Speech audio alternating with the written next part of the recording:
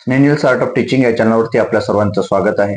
कर्मचाऱ्यांकरिता आनंदाची बातमी म्हणून केंद्र सरकारने जी योजना लागू केलेली आहे किंवा या योजनेसंदर्भात मंत्रिमंडळामध्ये जो निर्णय झालेला आहे त्या निर्णयासंदर्भातील हा जो व्हिडिओ आहे हा व्हिडिओ आपण बनवत आहोत। यात आमदार खासदारांकरिता जी योजना असली 5 वर्षासाठी आमदार खासदार निवडून येतात आणि त्यांना मात्र पूर्ण योजना ही लागू आहे, म्हणजे 50% त्यांच्या वेतनाच्या शेवटचं जे वेतन असते त्याच्या 50% हा त्यांना पगार सॅलरी दिलं जाते।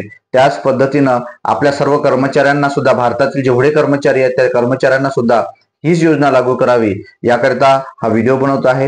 हे आपण स्क्रीनच्या माध्यमातून आपण पाहणार आहोत की ही जी योजना आहे, यूपीएस जी योजना आहे, युनिफाईड पेन्शन स्कीम काय आहे हे आपण आणि यामध्ये काय असणार आहे ते आपण पाहणार आहोत। 25 पासून युनिफाईड पेन्शन योजना ही लागू होणार आहे। 23 लाख कर्मचाऱ्यांना योजनेचा फायदा होणार आहे। योजनेमध्ये फॅमिली पेन्शनची ही तरतूद आहे।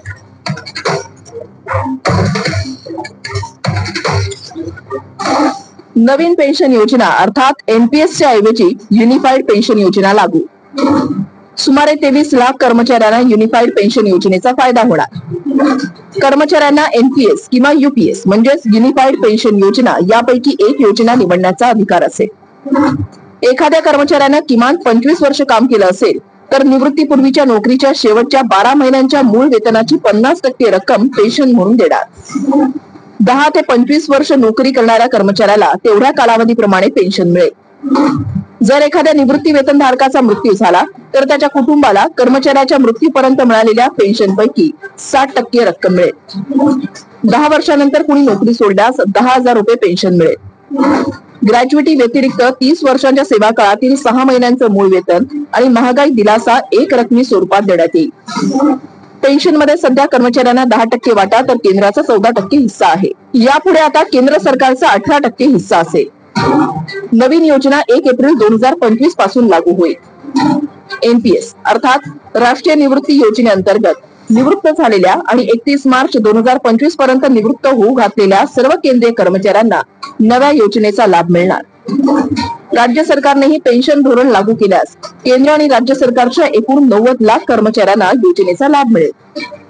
शासनाने सुरू केलेली एनपीएस न्यू पेन्शन पॉलिसी आणि स्कीम आणि आता सुरू केलेल्या युनिफाईड पेन्शन स्कीम ह्या कशा माणसासाठी घातक आहे किंवा कर्मचाऱ्यांसाठी घातक आहे या संदर्भात मनजीत सिंह पटेल जे अध्यक्ष आहेत national mission for old pension scheme ओपीएसचे जे अध्यक्ष आहेत त्या संदर्भात त्यांनी बोललेले आहेत की नवीन पेन्शन स्कीम जी आहे व्यवस्था आहे ही एनपीएस पेक्षाही जास्त खराब असेल।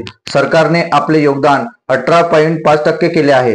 ज्यांनी 25 वर्ष सेवा केली त्यांना 50% निवृत्ती वेतन म्हणजेच जुन्या निवृत्ती वेतनाच्या बरोबरीने दिले जाईल, तर ज्यांचा सेवा काळ कमी असेल त्यांना 10,000 रुपये आणि डीआर दिला जाईल आणि आमचं योगदानही ठेवून घेणार आहेत। फक्त शेवटच्या 6 महिन्यांचा पगार परत केला जाईल। याचाच अर्थ असा की यूपीएस ही एनपीएस पेक्षाही खराब व्यवस्था असणार आहे। जे कोणी इतके दिवस काम करतील त्यांना यूपीएस पेक्षाही अधिक लाभ मिळेल। या संदर्भात हे बोललेले आहेत। आपल्या सर्वांना माहिती आहे की आमदार किंवा खासदार हे 5 वर्षासाठी निवडून येतात आणि त्यांना मात्र हे 50% जी काही त्यांच्या पगाराच्या वेतनाच्या जे काही शेवटच्या महिन्याच्या किंवा वर्षाच्या असेल तर त्यांना पेन्शन मिळत असते। परंतु कर्मचारी हा 20 वर्ष 25 वर्ष 15 वर्ष 10 वर्ष काम करत असतो, पण त्यांना मात्र 25 वर्षापेक्षा जर जास्त काम करत असेल त्यांना 50% पेन्शन लागू करण्याचं ह्या यूपीएस मधून धोरण जाहीर केलेलं आहे किंवा मंत्रिमंडळानं त्या ठिकाणी शिक्कामोर्तब केलेला आहे। परंतु हा ज्यांनी 15 वर्ष 18 वर्ष किंवा 20 वर्ष केलं असेल त्यांना मात्र याचा लाभ मिळणार नाही आणि जे 10 वर्ष करेल त्यांना 10,000 रुपये वेतन ज्या वेळेला महागाईच्या नुसार पण भेटणार नाही। म्हणजे कर्मचारी हा एवढे वर्ष जर मेहनत करत असेल किंवा कर्मचारी जर एवढे वर्ष देशाची सेवा करत असेल तर त्यांना त्यांच्या हातात काहीच मिळणार नाही। आम्हाला आमदार खासदार प्रमाणे आम्हाला यूपीएसही नको आणि आम्हाला एनपीएसही नको, आम्हाला फक्त पाहिजे ती ओपीएस म्हणजे ओल्ड पेन्शन स्कीम जे आमदार आणि खासदारला मिळत असते। याकरिता हा व्हिडिओ बनवलेला होता। आपल्याला हा व्हिडिओ कसा वाटला हे मला कमेंट बॉक्समध्ये कळवा आणि आमच्या या चॅनलला सबस्क्राईब करा। धन्यवाद।